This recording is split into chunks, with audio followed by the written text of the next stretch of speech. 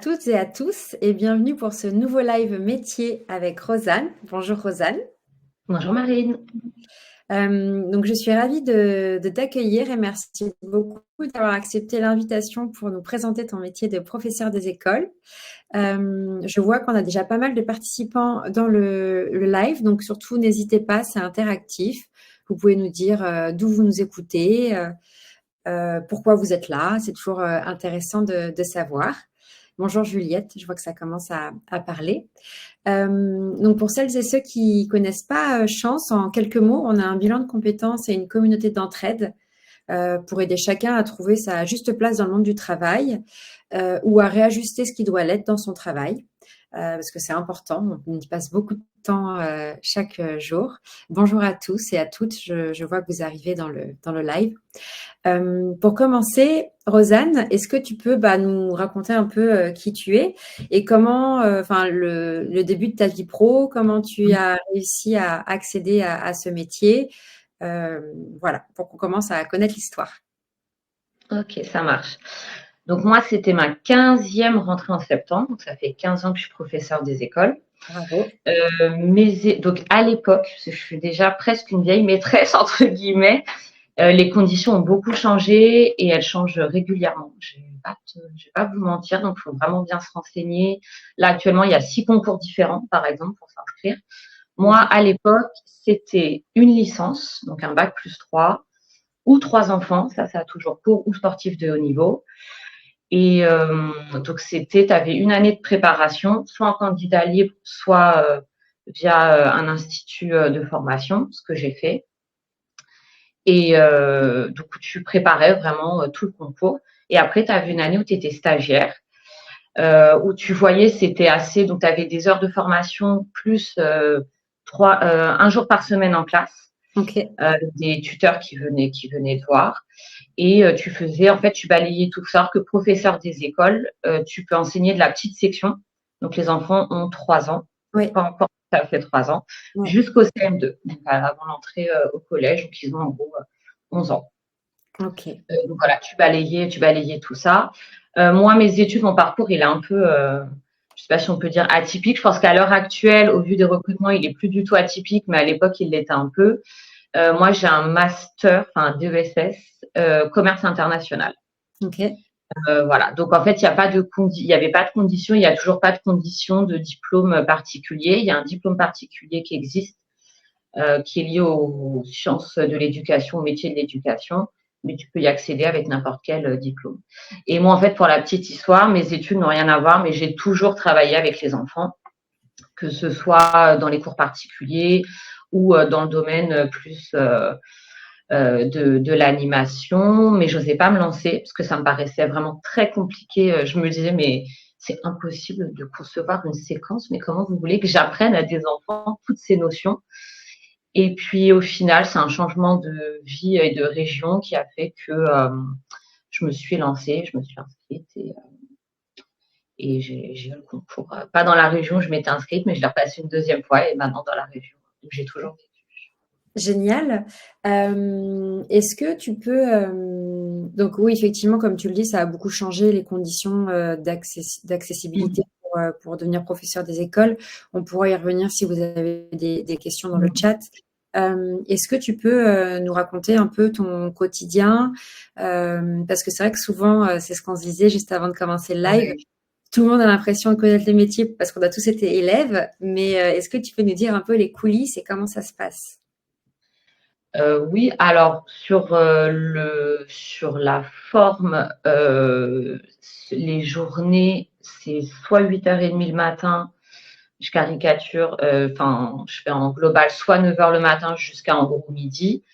Et ensuite, tu reprends 13h30 ou 14h jusqu'à officiellement 16h30. Euh, dans ce laps de temps, donc tu fais rentrer toutes les parties du programme, toutes les compétences. Après, à ça, donc ça, c'est le temps passé devant élèves. À ça s'ajoutent des formations qui, pour l'instant, ne sont pas pendant les vacances. Après, à savoir que le volume horaire de formation, il est, il me semble, de 36 heures. Mais si tu veux vraiment te former, honnêtement, faut se former sur ton temps libre et c'est ce qu'on attend de toi de toute façon, clairement. Il y a 3 rendez-vous ce qu'ils appellent rendez-vous de carrière et ça fait partie des items. On te demande qu'est-ce que vous avez fait comme formation, comment vous vous formez sur votre temps personnel. Ensuite, tu dois aussi 108 heures de réunion. Donc, tu vois, par exemple, jeudi dernier, typiquement, ma journée, ça a été ma journée devant élèves, plus le midi, conseil des maîtres et des maîtresses. Donc, en fait, c'est des réunions entre nous pour parler du fonctionnement de l'école, des choses qu'il y a à prévoir. Et le soir, on a eu conseil d'école jusqu'à 20 heures. Et ça, en fait, c'est un temps de parole qui régule entre la mairie, parce que c'est eux qui gèrent les écoles, les parents élus et les professeurs. En fait, il faut savoir que quand tu es professeur des écoles, il y a vraiment toute une communauté autour de toi et que tu travailles vraiment avec plein d'acteurs différents. Super, hyper intéressant et effectivement ça casse, les idées reçues de certains, qui s'imaginent qu'être professeur des écoles, c'est avoir des horaires petits parce que les Je préfère prévenir les personnes, bah oui, même si tu ne veux pas, enfin, tu vois, genre tu veux faire le minimum, même le minimum quand tu débutes ou tu vois, moi j'ai 15 ans de métier, on en parlait la dernière fois, j'ai 15 ans d'ancienneté et pourtant j'ai fait beaucoup le même niveau et depuis 2 ans je me retrouve sur des grandes sections, donc avec tout ce qui est la préparation de CP, l'écriture, la lecture.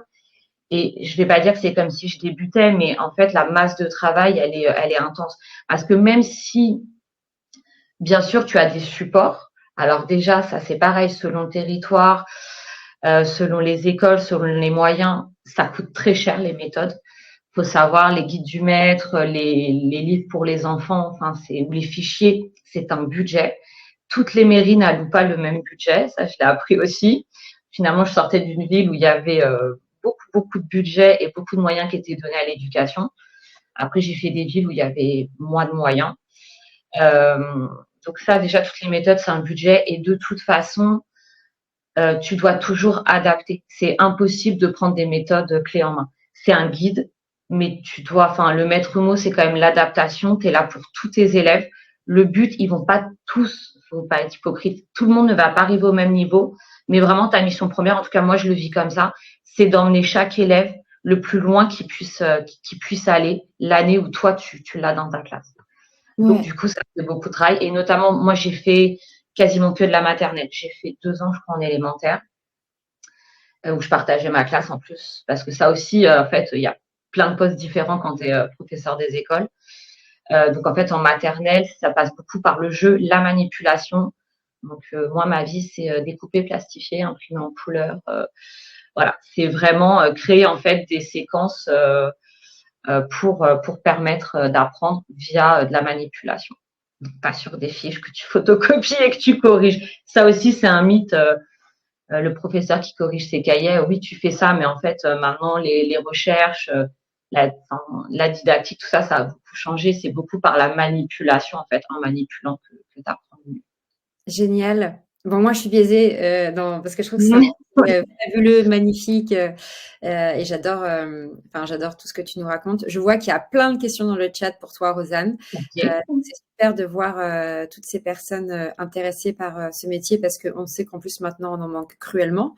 On galère. La preuve, d'ailleurs, je m'adresse, si ça intéresse les gens, visiblement, le ministre a prolongé d'1 mois la durée pour s'inscrire au concours. Hein, donc, c'est jusqu'au 7 décembre. J'ai vérifié ce matin. Ouais. Mais il n'y a pas assez d'inscrits, en fait. Alors, il y a Madeleine qui avait une première question, mais je pense que tu as déjà un peu répondu, Rosanne. C'était bonjour Rosanne, dans quel niveau enseignez-vous? Avez-vous toujours enseigné dans le même niveau ou est-ce que vous avez navigué entre maternelle et primaire? Alors, donc moi j'ai commencé, moi en tout cas ça a été comme ça, j'ai commencé en maternelle, j'avais des petites sections et en fait j'ai adoré ce niveau. Parce que je trouve, en fait, tant au niveau des enfants, tu les vois tellement évoluer. Tu vois, en fait, au début d'année, c'est des enfants et à la fin de l'année, c'est des élèves. Et ça, je trouvais ça formidable. Et en plus, ce qui me plaisait beaucoup aussi, c'était ce côté avec les parents où tu es quand même le premier interlocuteur, tu représentes l'école. C'est les parents, ils sont tellement stressés. En fait, tu es autant le professeur pour les parents que les enfants. C'était cool. Après, je te cache pas, les conditions de travail, c'est très dur. Moi, j'enseigne dans le 93. Euh, et l'école où j'étais, il y avait beaucoup de problématiques et en fait, c'était dur. Au bout d'un moment, je voulais redevenir instit en fait. Enfin, je voulais être prof et j'en pouvais plus d'être. Parce que ça aussi, il faut l'entendre. Hein. T'es psychologue, t'es médecin, t'es conseiller, t'es conseiller à la parentalité. T'as vraiment de multiples casquettes. Et je pense que si, alors après, tout le monde n'est pas comme ça, mais ma vision des choses, si t'es pas dans l'humain, c'est pas un métier pour toi. En fait. Clairement. Vraiment. C'est si tu te dis, je viens, moi je suis là pour délivrer un savoir, pour moi, il va vraiment manquer une grosse mission Ouais. du travail. Et après, donc j'ai changé d'école et il se trouve que le seul niveau dispo, c'était des grandes sections. Et en fait, j'ai adoré. Et je pense que la petite section, faut vraiment, c'est un sacerdoce, quoi, limite. Et maintenant que j'ai quitté la petite section, je pense que ce serait difficile d'y retourner. Et l'élémentaire, j'en ai fait 2 ans et je le connais parce que je continue à faire des études et à aider les enfants via une association d'aide à la lecture. Voilà. D'accord. Et tu as aimé l'élémentaire? Alors, les 2 années où j'en ai fait, j'avais pas ma classe à moi. Donc ça, en fait, Ok. c'est plus ça qui a été compliqué à gérer. Ok. J'étais ce qu'on appelle, alors plus je crois que ça a changé la dénomination, mais bref, titulaire remplaçant secteur, ça veut dire qu'en fait les formateurs qui sont là à mi-temps et à mi-temps qui forment les étudiants, les directeurs qui une partie du temps sont en direction, l'autre partie du temps en classe, toi tu fais leur complément. Et j'ai trouvé ça en fait difficile parce que c'est compliqué, déjà à titre humain c'est compliqué de bien s'entendre avec quelqu'un, mais tu peux t'entendre très bien avec quelqu'un, mais pas du tout avoir la même vision du métier, la même vision de l'autorité Ouais. ou de l'apprentissage, de ce que tu mets en place. Mm. Après, c'est un autre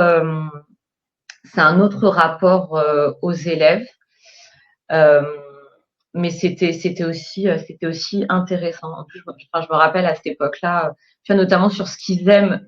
Ils n'arrivent pas à concevoir que tu peux voir les mêmes choses qu'eux à la télé.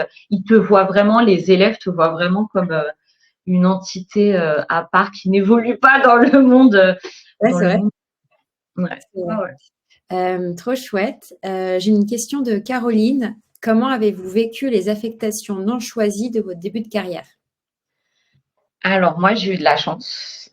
J'ai toujours eu. Alors je sais pas si c'est dû au fait que j'étais un peu plus âgée que la moyenne. Moi, en fait, j'ai eu le concours à 28 ans. Euh, et à l'époque, donc je saurais pas dire si c'est encore comme ça. C'était en termes de classement, je crois déjà au concours, et j'avais été bien classée. Vu que de base, je l'avais préparé dans le sud et que je l'ai repassé à Créteil. Et après, en fait, en équivalence de points, c'était par rapport à l'âge que ça se jouait. Donc entre mon concours où j'étais bien classée, plus ma moyenne d'âge qui était peut-être un peu plus élevée, ou en tout cas dans la moyenne, moi, j'ai toujours eu la chance, d'avoir des postes à titre définitif. Donc, en fait, j'ai toujours, si j'avais voulu rester indéfiniment sur le poste, j'aurais pu rester. Et après, il faut faire des choix malins aussi, à savoir que quand tu débutes et tu as peu de points, moi, j'avais fait le choix, je préférais être pas trop loin de chez moi, quitte à ne pas avoir ma classe, en me disant que j'allais voir plusieurs choses et en partageant une classe avec quelqu'un. Bon, même si en élémentaire, ça m'a pas plu. Et après, j'ai pris des villes que je connaissais. Je savais qu'il y avait des endroits qui étaient plus difficiles que d'autres, mais je connaissais les villes. Donc déjà, j'avais ciblé en fait que en termes de trajet, j'allais pas m'en rajouter. Donc moi, j'ai eu de la chance, j'ai quasiment toujours eu ma classe à moi et en plus des postes que j'avais demandé. Je crois que j'ai jamais été affectée sur un poste que je n'ai pas demandé. Ok. Merci beaucoup, Rosanne, très clair. Je continue les questions parce qu'il y en a plein pour toi. Euh, alors, une question d'Aline. Bonjour, Rosanne. Vers quel âge, donc tu as répondu, avez-vous effectué votre reconversion à 28 ans?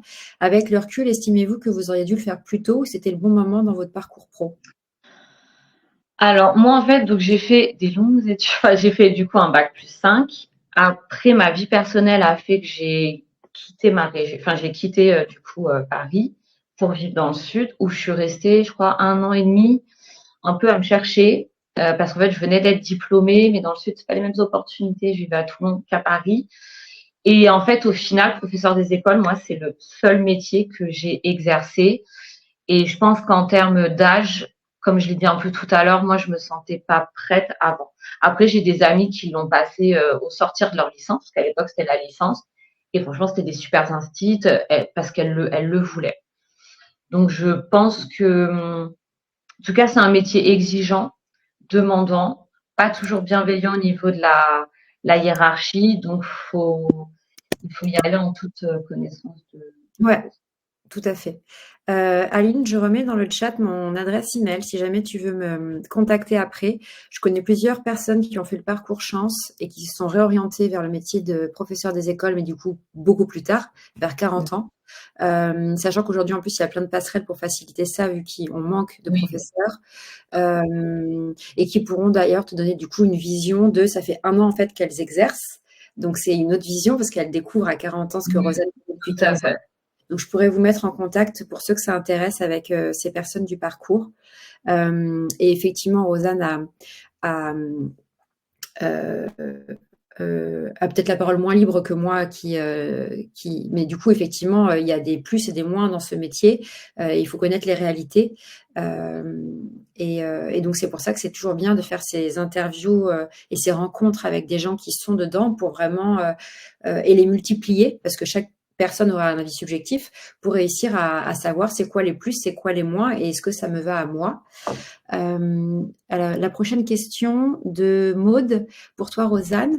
À combien d'heures en moyenne par semaine vous estimez le travail hors classe, à savoir la préparation des cours et la correction des devoirs? Honnêtement, bon là en plus il se trouve que cette année j'ai mon dernier rendez-vous de carrière, donc ils sont très administratifs, ce que je ne suis pas. Donc ça me demande du temps. Mais tu vois, honnêtement, je me suis dit, bon, toi-même, tu sais, ma date, elle approche, Oui, mais même quand cette date, elle sera passée, sachant que moi là, en plus, je commence dans une nouvelle école où ils travaillent sur manuel, donc avec des nouvelles méthodes que je dois me réapproprier.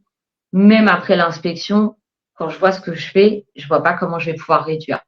Donc, bah, pour donner un exemple, samedi, l'après-midi, j'ai passé 4 heures, plus sur de l'administratif, sachant que je ne fais pas tout, je fais pas toutes les fiches de prêt parce que ça fait 15 ans, donc voilà. Et après, je suis rentrée, ouais, dimanche encore au moins 2-3 heures. Et sachant que j'ai pas peaufiné. Les 2-3 heures de dimanche, c'était juste pour préparer ma semaine, sachant que j'avais pas fait l'administratif. Quand je parle d'administratif, en fait, c'est faire un cahier journal. Le cahier journal, c'est là où tu recenses tout ce que tu vas faire. En gros, c'est ton emploi du temps de la semaine ou de la journée en élémentaire. Avec normalement, s'il est bien fait, les compétences que tu travailles, les modalités dans lesquelles tu vas aller travailler. Et après, il faut faire un bilan. Donc honnêtement, si tu fais, enfin, ça peut monter très, très, très, très vite. ok. Bah, merci beaucoup, Rosanne, pour ce retour, parce que c'est hyper important de le dire. Et ce qui révolte d'autant plus quand on entend des gens sous-entendre que les Ouais. professeurs ne font rien. Mais bon, on va laisser la politique à côté. Oui. Alors, ensuite, j'ai une question de Stéphanie. Bonjour, entre public et privé, quelles sont les différences? Doit-on privilégier le concours du privé pour être sûr d'être affecté à l'académie souhaitée et ne pas avoir déménagé? Alors, ça, je pense qu'il y a une petite confusion déjà.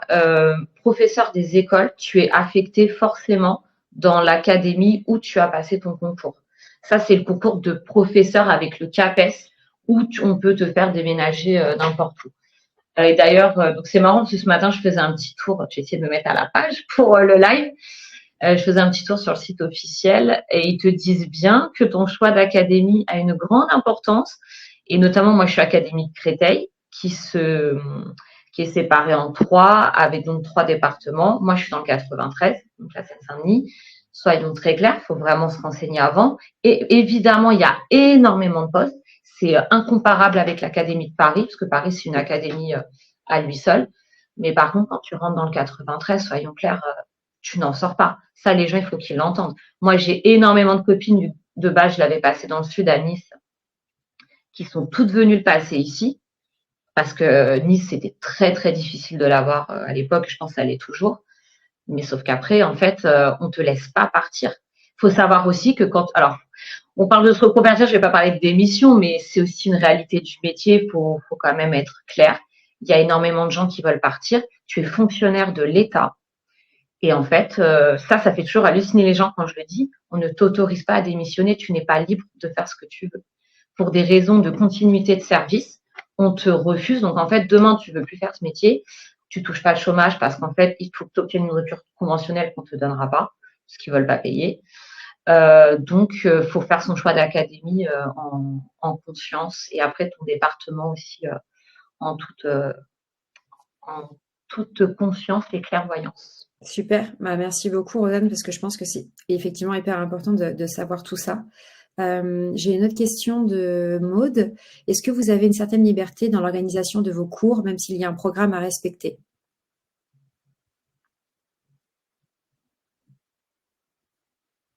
Tu m'entends, Rosanne, ou pas?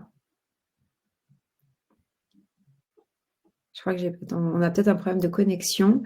Tu m'entends, Rosanne, ou pas?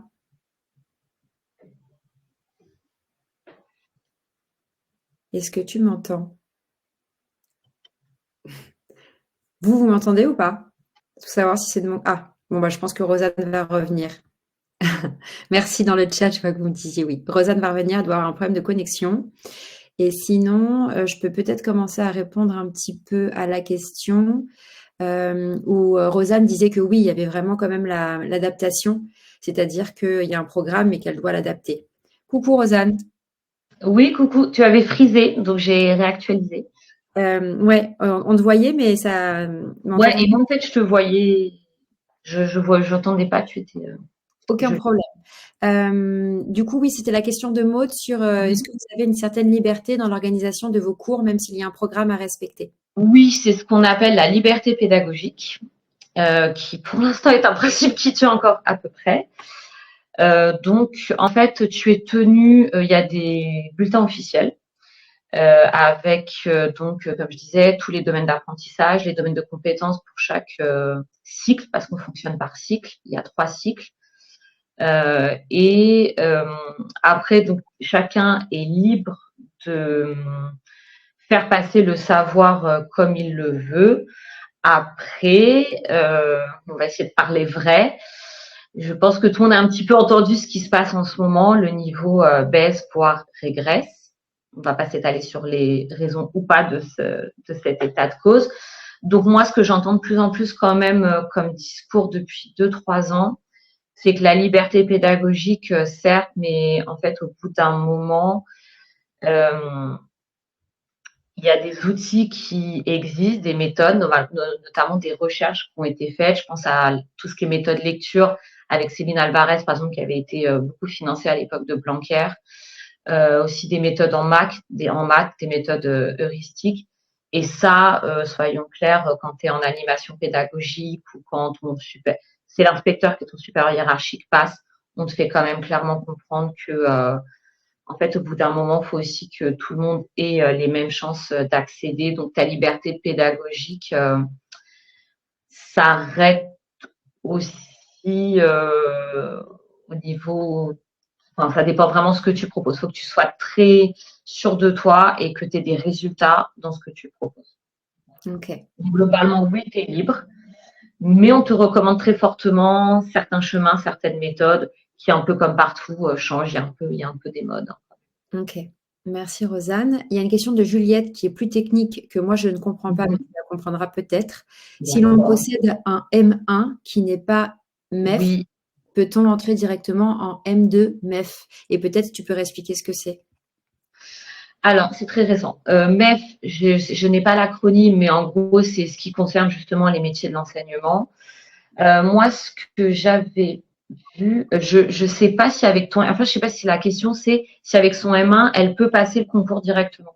Je sais pas si c'est ça la question. La question, c'est si l'on possède un M1, peut-on entrer directement en... Ah non, pardon. Si on possède un M1 qui n'est pas MEF, peut-on entrer directement en M2 MEF?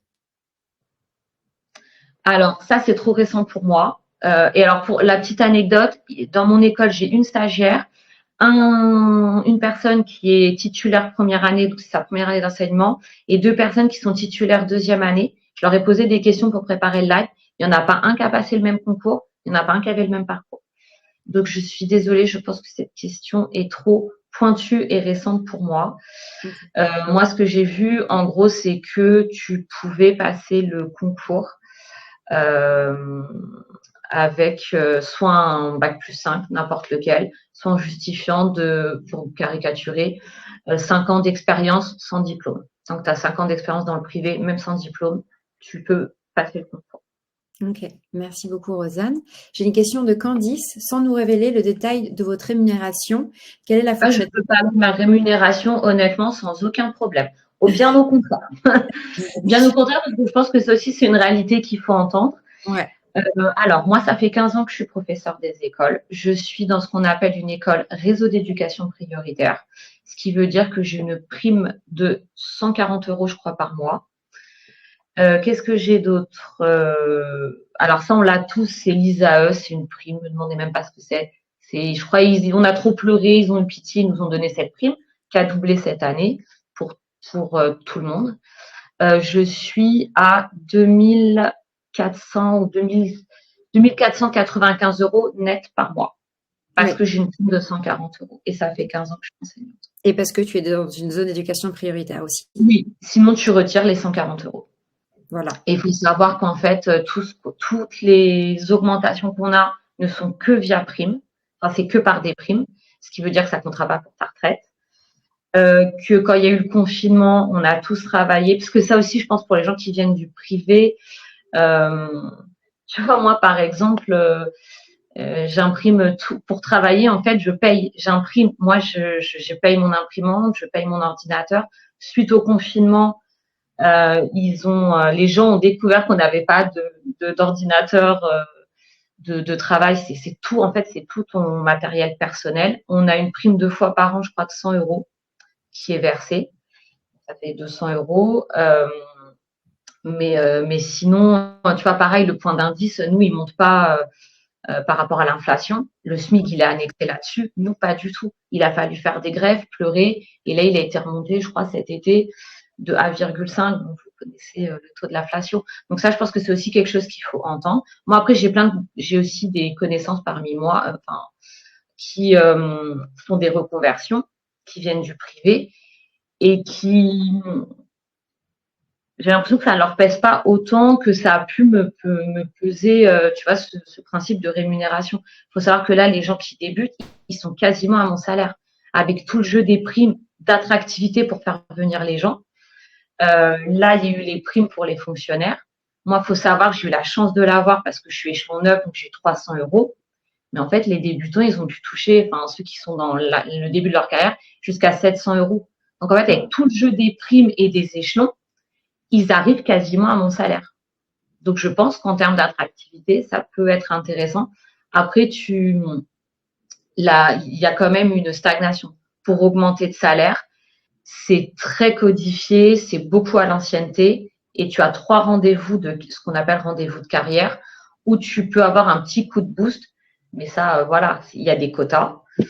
Donc, en fait, c'est qu'un pourcentage de la classe de professeurs qui aura reçu les meilleures appréciations, qui pourra éventuellement monter plutôt d'échelon. Ok. Il y a Caroline qui met première année avec 2 jours en formation et 2 jours à l'école, c'est environ 1750 euros net par mois Ouais, environ. c'est ce que j'avais vu, ouais. Pour terminer, parce que ça passe vite et on a déjà un tout petit peu dépassé, qu'est-ce qui, toi, quel est le sens que tu trouves dans ton métier? Qu'est-ce qui t'anime et qui te remplit? Et inversement, quels sont les côtés que tu trouves plus difficiles? On va commencer par le difficile pour finir sur une note positive, peut-être. Moi, tout ce qui est la lourdeur administrative et le discours politique qui est très faux et très hypocrite, je ne peux plus au bout de 15 ans, honnêtement. Et je pense que c'est ça, des gens de ma génération, entre guillemets, qui font le plus partir les gens. Le manque de moyens, l'hypocrisie, tout ça, ça devient très, très dur parce que toi, tu es au contact de l'humain et tu vois les histoires familiales et tu vois les enfants tous les jours. Et ce qui m'anime encore, c'est de me dire que pour certains, justement, tu fais quand même la différence au moins 1 an, au moins quelques temps. Et notamment dans les milieux où c'est difficile et l'école, c'est pas un acquis, ils n'ont pas les codes. Et ben toi, tu leur apportes cette confiance en eux, et toi, en tout cas, tu crois en eux, et c'est leur apporter ça en fait. Au-delà, en plus des compétences, c'est apporter en termes d'humain et de construction de la future personne, qui seront. Merci beaucoup, Rosanne. C'était super de t'entendre. Merci à toutes et tous dans le chat parce que vous étiez très nombreux à poser plein de questions et à vous intéresser. Merci beaucoup parce que tu as pu nous partager sans filtre, avec honnêteté, tout ce qu'il y a de bien, tout ce qu'il y a de difficile. Et c'est important de le savoir. Je vois que tu as Autant pour les élèves que pour les gens en fait qui veulent se reconvertir ou se diriger dans cette voie. Je pense qu'il vaut mieux savoir dans quoi on s'embarque. Ouais. Ouais. Et je vois plein de merci dans le chat. Donc vraiment merci beaucoup, Rosanne. Et merci à toutes et tous. Avec plaisir. À bientôt. Au revoir. À bientôt.